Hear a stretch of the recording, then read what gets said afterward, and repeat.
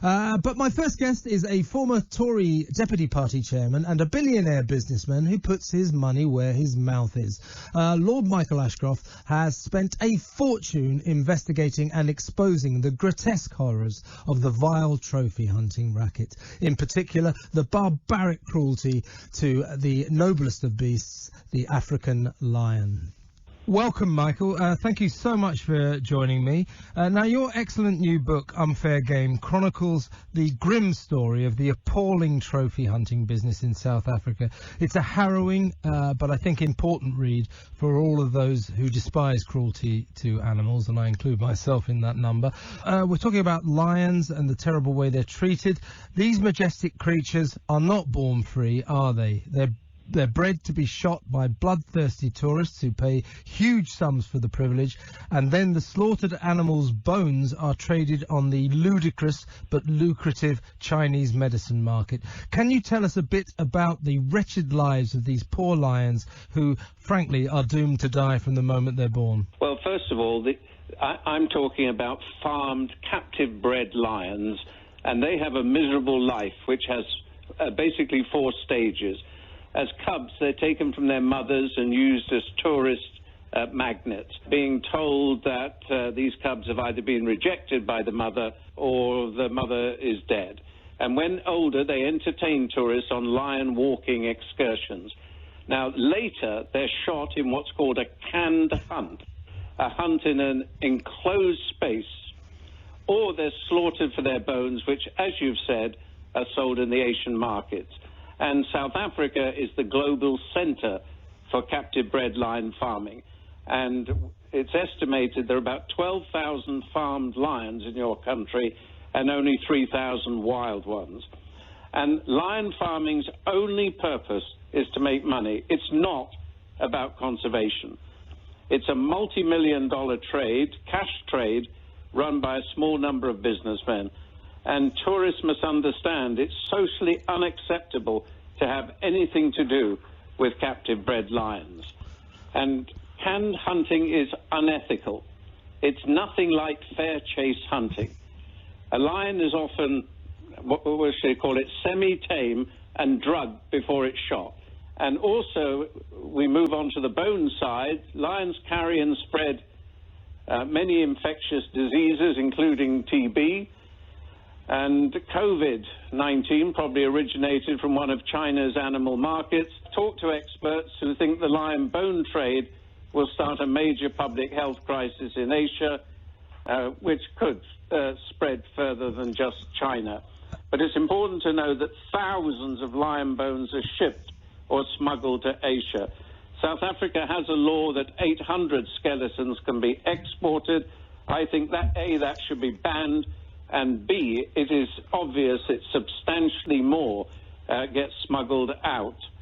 Michael, can I ask you, what on earth do the Chinese think that lion bones can do for them medically? They think it gives them strength or as an aphrodisiac. And I haven't come across any medical study that has suggested that it has any benefit at all. And these lion bones are made into lion cake or lion wine, which is often as expensive as champagne. That's awful. And so that's why, as a first step, I'd like the export of lion parts to, just exports from South Africa banned. There is no purpose for which they are exported other than making some money for the smugglers and those that rear these lions in terrible conditions, often terrible conditions. And I personally flew over half a dozen farms in a helicopter filming some of the cages in which they were. And also my special forces teams infiltrated the farms, and whilst they were there, had a good look around, even went into a couple of the slaughterhouses there and took photographs of lion body parts where they were being skinned for their bones. And if you go on to lordashcroftwildlife.com, you'll see gruesome photos and films of the conditions of which these lions are kept. Yeah, I wanted to ask you about that because your book, I mean, it sort of operates on two levels. It is actually almost like an adventure thriller, and yet, of course, it's telling a horrific and harrowing real-life story. And at one point, you impressively, in my view, you've put your money where your mouth is, and you've paid for these investigation squads to go undercover to investigate this vile and barbaric trade. And at one point, one of your operatives films, and this is the bit that broke my heart, the gruesome death of a cowering lioness shot 10 times in the body to avoid damaging her skull, because that's important to be sold on the Chinese medicine market. As I say, very, very harrowing, and you said in your book that grown men, tough men, were horrified by what they saw. Yes, it is barbaric. The interesting thing, Kevin, also, is as I talk to many friends I have in South Africa, how few people actually knew what was going on. And this is not surprising, because these farms are in the very remote, more often than not in the northwest province, massively fenced off, massively patrolled, with all the staff carrying weapons. For obviously they're dealing with animals, but also it's rather intimidating. So nobody gets, and when the tourists go, they just see front of shop, which looks like a philanthropic organization, where they're bringing people, students from around the world, who come to South Africa to look after these lion cubs, thinking they're doing a social service, when they don't really know what's going on in the back of the farm, where the lionesses are kept and bred and eventually slaughtered. And the poor little lion cubs should be sleeping for 12 to 14 hours a day. Wish I could. But of course they're being woken up in order to be cuddled by these visiting tourists. And also there's a suggestion, just in case they get a bit dangerous, they're sedated for these liaisons with visiting people who come to these places. Yes, it is. But I can't really understand the mentality, Kevin, of a so-called hunter who comes to South Africa, buys his lion off the internet, so he knows the lion he's going to kill, goes to a massive enclosure where the lion has been drugged to arrive in this massive enclosure, released, and then the so-called hunter comes in on his 4x4 with a powerful gun, and quite often the lions don't run away because they're semi-tame. And then he sits behind the lion with his gun in one hand, a smile in the other, so that he can show all his friends he's macho. What sort of person does that? I dread to think. But also, what sort of person makes a living out of this? Because, of course, to do this, to shoot these poor sitting duck lions who are often drugged in these compounds, is a very lucrative business. They charge a lot of money for this, don't they? Well, where there's money around the world, Kevin, there's crime. There are always unscrupulous people that will make money out of anything. And this is a limited number of people in your country who operate as quietly and as secretively as possible, keeping everyone away from it, paying off officials right the way up to all the highest levels in order to turn a blind eye. And I was told that this industry is well regulated, but there's a lot of difference, Kevin, between well regulated and well enforced. Some people suggest that actually the trophy hunting business is quite good for the continuation of the lion breed because it allows lions to exist in the wild, while the captive ones take the heat away in terms of hunting. But I think this is a lie, isn't it? It's a total smokescreen, and to some extent you could argue the other way around. Some of these people are going into Botswana to kill wild lionesses, to steal their cubs, to smuggle them back into South Africa to improve the gene pool. Can I ask you, Michael, what inspires you to put so much effort and money into this? What got you into this? Have you had a lifelong abhorrence of animal cruelty? Because I know I have. No, and I actually move away from any definition where somebody calls me either a conservationist or an environmentalist. I say I'm not. It happens to be one aspect of this lion trade and life that I was appalled by when I was in South Africa. I was at a rhino orphanage. I'd brought 6 ex-servicemen from the UK who were suffering from post-traumatic stress syndrome with their psychiatrist to a rhino orphanage where they were given a baby rhino to look after so that they could equate to the stresses of the baby rhino. And so it was an experiment, because I do a lot for military charities. And it was when I was there that I was told about this trade. And I quite frankly, Kevin, I couldn't believe what I was hearing. And that is why the first thing I did was get my special forces to go to the Northwest Province with drones and flew them over the farms so that I could actually see the cages and the compounds and the conditions. And I then realized that the story I was told had substance.